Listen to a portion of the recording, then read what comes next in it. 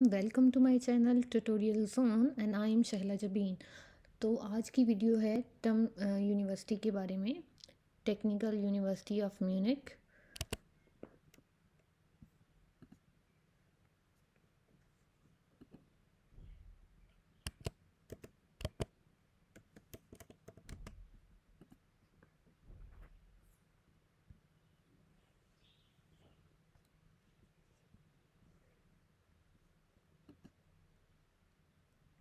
जी, तो हम चेक करेंगे सबसे पहले तो कि हमारे पास डेडलाइंस क्या हैं और डिग्री प्रोग्राम्स जो हैं वो कौन कौन से ऑफ़र कर रहे हैं। ऑलमोस्ट 182 डिग्री प्रोग्राम्स ये ऑफ़र कर रहे हैं।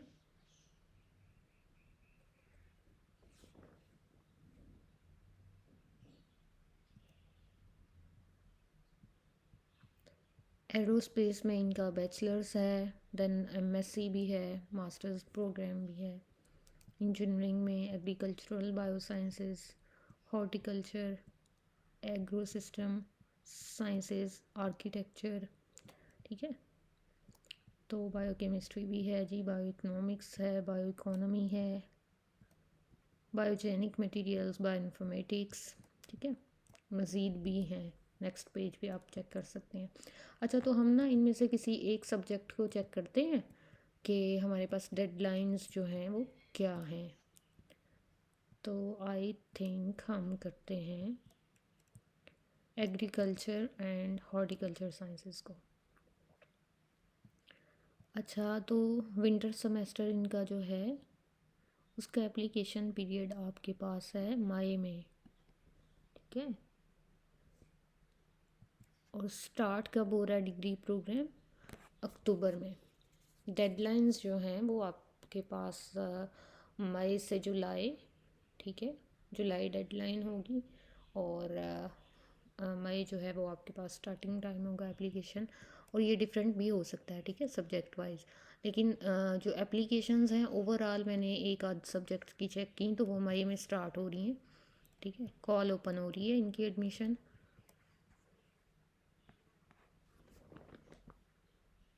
अच्छा, यहाँ पे देखें इंफॉर्मेशन ऑन डिग्री प्रोग्राम।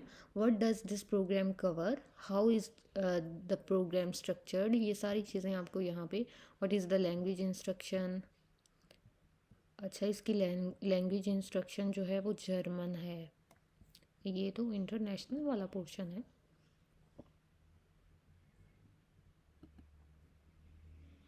ये चेक करते हैं इंग्लिश। ठीक है, रिक्वायर्ड लैंग्वेज इनमें लैंग्वेज ऑफ प्रोफिशिएंसी क्या है, इंग्लिश है इसमें।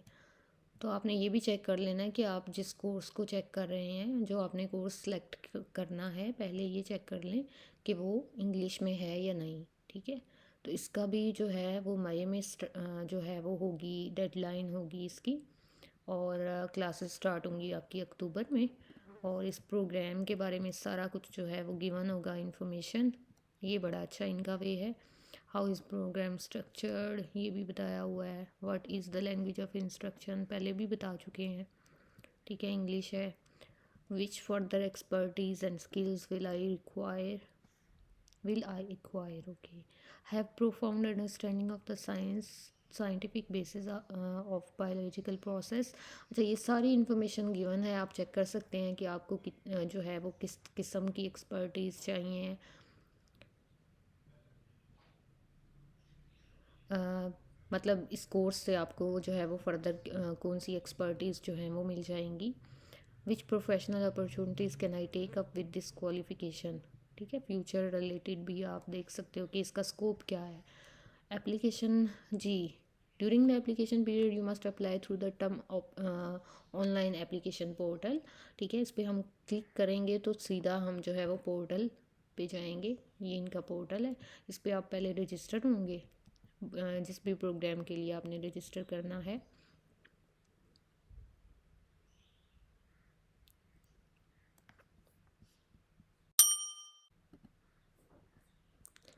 ओके, और देन ये बता रहे हैं कि जैसे ही आपको एडमिशन लेटर मिल जाएगा ना, तो आपने नोटराइज्ड कॉपीज़ जो हैं वो सबमिट करवानी है।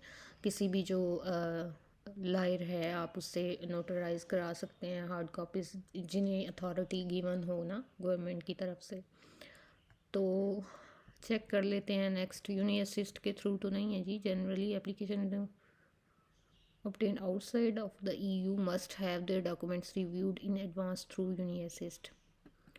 जी, अगर आप नॉन EU हैं तो आपको UniAssist के थ्रू अप्लाई करना। जब एप्लीकेशन पीरियड स्टार्ट होगा तो हम चेक कर लेंगे एप्लीकेशन पोर्टल पे जाके हम अप्लाई कर सकते हैं या नहीं, ठीक है।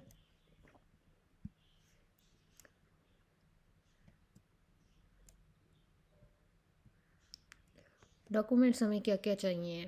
डॉक्यूमेंट्स चाहिए सबसे पहले एप्लीकेशन फॉर एडमिशन, जो आप ऑनलाइन फिल करोगे एप्लीकेशन फॉर्म, उसका प्रिंट आउट होगा, ठीक है। देन डिग्री सर्टिफिकेट्स चाहिए, ट्रांसक्रिप्ट ऑफ रिकॉर्ड्स चाहिए, letter of motivation.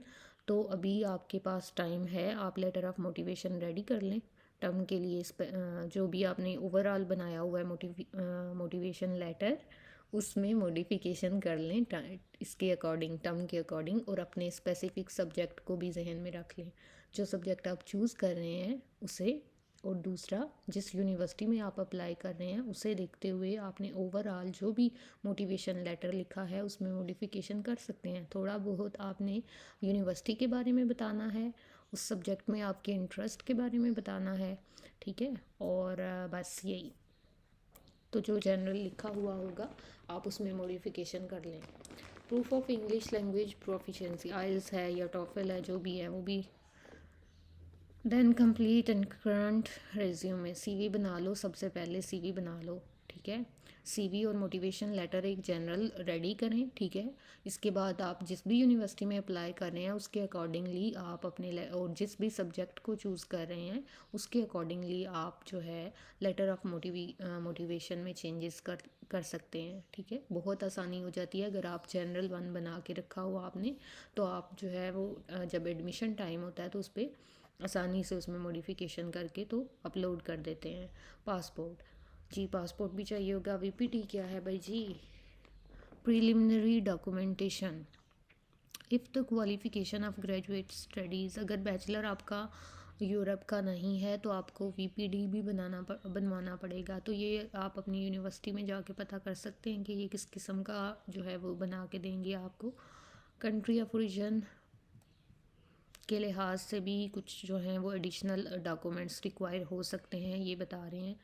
Which documents do I need to submit for enrolment, अगर इनरोलमेंट का जो है वो स्टेप स्टार्ट होता है तो application for enrolment sign, most current photo, student health insurance certificate, degree certificate and diploma, transcript of records, certified copies, ठीक है। फिर सर्टिफाइड ही चाहिए होती हैं, तो आप नोटराइज भी करवा सकते हो, या फिर आप एचईसी से अटेस्ट करवाना चाहो तो वहाँ से करवा सकते हो। सम टाइम होता है कुछ यूनिवर्सिटीज़ जो हैं वो हायर एजुकेशन कमीशन की ही अटेस्टेशन चाहती हैं, तो आप जो है वो एक सेट करवा के रख लें। और ओरिजिनल डॉक्यूमेंट्स भी एचईसी से सर्टिफाई करवा लें, ये भी अच्छा रहेगा। What application deadline do I need to meet, जी बता दिया हुआ है उन्होंने। मई में जो है आपको 31 मई जो है वो डेडलाइन है।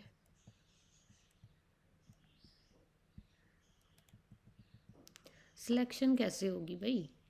टेस्ट होगा, असेसमेंट होगी बाकायदा, ठीक है। ऐसे ही उन्होंने नहीं जो है वो रखना। और ये अच्छा जो है ना वो है वे असेसमेंट वाला। जैसे हमारे डिपार्टमेंटल टेस्ट होता है तो उसमें एक तो ये है कि अगर किसी का गैप भी है तो वो अच्छी सी प्रिपरेशन कर ले, चीज़ें जो हैं वो और कॉन्सेप्ट जो है उन्हें रिफ़्रेश करे, और असेसमेंट में अच्छा परफॉर्म करे, तो बहुत पॉसिबिलिटी है कि आपका एडमिशन हो जाए, आपकी सिलेक्शन हो जाए। Where can I find the online application portal, ये जी लिंक है गिवन, आप इससे जो है वो ऑनलाइन पोर्टल पे जा सकते हैं। अच्छा, तो ये तो हमने बात कर ली एक लाइफ साइंसेस के सब्जेक्ट की। लाइफ साइंसेस का ही था ना, या एग्रीकल्चर रिलेटेड है, I think so, agricultural biosciences, ठीक है। तो अब हम चेक करते हैं कुछ डिफरेंट।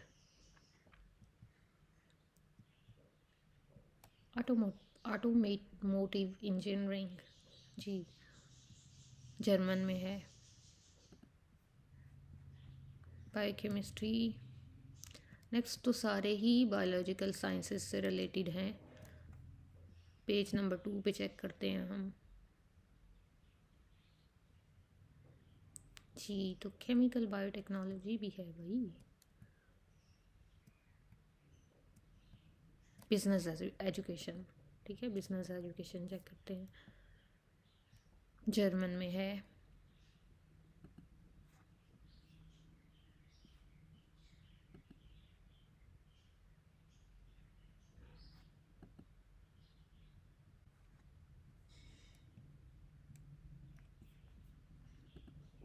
हाँ, तो दोस्तों आपने क्या करना है, जस्ट आपने चेक कर लेना है कि सब्जेक्ट जो भी आप चूज़ करें वो इंग्लिश में है या फिर वो जो है वो जर्मन में है, ठीक है।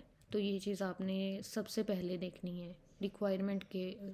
और समटाइम ये होता है कि जर्मन में खास करके कि इंग्लिश के साथ साथ जर्मन की भी रिक्वायरमेंट होती है। आपको जर्मन आती है या नहीं, आपको उसका डिप्लोमा भी सबमिट करवाना पड़ता है। तो सबसे पहले जो है अपना सब्जेक्ट चूज़ करें ये देख के कि वो आया इंग्लिश में है, फुल इंग्लिश में है या नहीं।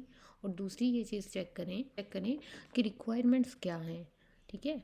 आया इंग्लिश ही जस्ट रिक्वायर है। समटाइम ये होता है कि इंग्लिश और दोनों में पढ़ाया जा रहा होता है ना सब्जेक्ट।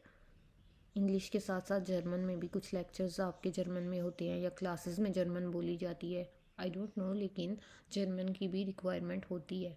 तो आपने ये चीज़ सबसे पहले चेक करनी है कि जो भी कोर्स मैं सिलेक्ट कर रहा हूँ या कर रही हूँ वो इंग्लिश में हो, कंप्लीट इंग्लिश में। और देन आपने बाकी की रिक्वायरमेंट्स चेक कर लेनी है। और सबसे पहले आप सीवी बना लें और अपना मोटिवेशन लेटर एक रेडी करके रख लें, ठीक है। तो काइंडली मेरे चैनल को सब्सक्राइब कीजिए। वीडियो इन्फॉर्मेटिव लगी हो तो वीडियो को लाइक कीजिए और दोस्तों के साथ शेयर ज़रूर कीजिए, ठीक है। तो मिलते हैं next video. Please subscribe my channel and if you like this video please press the bell icon and subscribe my channel and share it with others. Allah Hafiz.